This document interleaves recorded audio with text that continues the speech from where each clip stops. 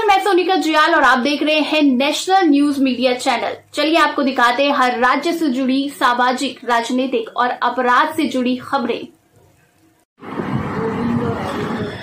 भारत जोड़ो यात्रा के 1 साल पूरे होने पर तिलक भवन विकासनगर में पूर्व कैबिनेट मंत्री नव प्रभात के द्वारा एक गोष्ठी की गई, जिसमें कि उन्होंने कहा कि राहुल गांधी की भारत जोड़ो यात्रा के प्रारंभ होने की प्रथम वर्षगांठ पर विकासनगर तिलक भवन में एक हमारे द्वारा गोष्ठी की जा रही है।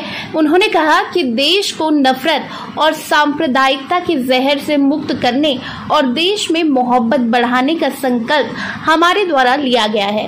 विचार गोष्ठी में विचार व्यक्त करते हुए पूर्व कैबिनेट मंत्री, उत्तराखंड कांग्रेस कमेटी के अनुशासन समिति के अध्यक्ष नव प्रभात ने कहा कि राहुल गांधी की भारत जोड़ो यात्रा इस देश के अंदर एक ऐतिहासिक परिवर्तन लेकर आई है। 1 साल पूर्व देश का माहौल ऐसा था कि जो लोग इस देश के अंदर एकता, मोहब्बत, समरसता की बात करते थे और जिनकी भावना भारत को मजबूत करने की होती थी, वो विकल्पहीनता की स्थिति में थे।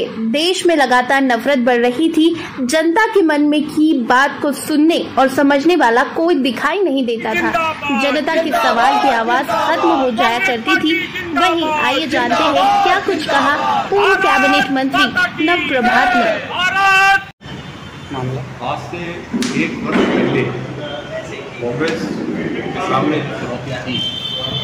इस देश में जो नफरत की राजनीति की जा रही थी, जो समाज को तोड़ने की राजनीति की जा रही थी, जो सांप्रदायिक विद्वेष फैलाने की राजनीति की जा रही थी, कांग्रेस के नेता राहुल जी ने उसके खिलाफ एक यात्रा का बीड़ा उठाया। आज 1 वर्ष बाद हम आकलन कर सकते हैं, हम देख सकते हैं कि उनका ये प्रयास आज देश में राजनीतिक ध्रुवीकरण का आधार बन गया है और ऐसी सांप्रदायिक ताकतों के खिलाफ जो राजनीति पे सांप्रदायिक बातें फैला के कब्जा करना चाहती हैं, एक सशक्त विकल्प इंडिया के रूप में सामने आया है। और इससे जो वर्तमान सत्ता है भाजपा की, वो एक तरीके से बौखला गई है। उनकी समझ में नहीं आ रहा कि वो प्यार, मोहब्बत और लोगों की समस्याओं के लिए संघर्ष करने की इस राजनीति का सामना कैसे करेंगे। आज की हमारे ये एकत्र होना कांग्रेस के साथियों को ये समझाना था कि आने वाले समय में हमें राहुल जी के संघर्ष को और अधिक उत्साह के साथ आगे बढ़ाना है।